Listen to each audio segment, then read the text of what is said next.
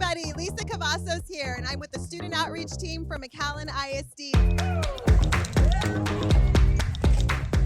We are here at HEB Park in Edinburg for the Back to School Kickoff. I'm Marita. I'm with Divine Children, Ashley Pediatrics, and Industrial Health Works. Divine Children is a nonprofit organization, so we do events like this for the children of the community, the underserved children of the community.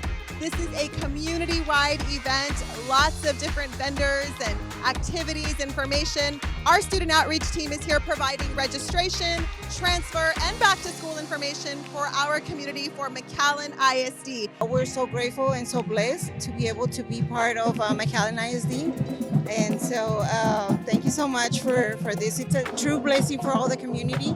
I'm ready for middle school already. What school do you go to? Brown Middle School. I came to bring my girls.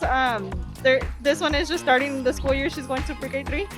So I'm looking forward to that. That's exciting, but kind of scary.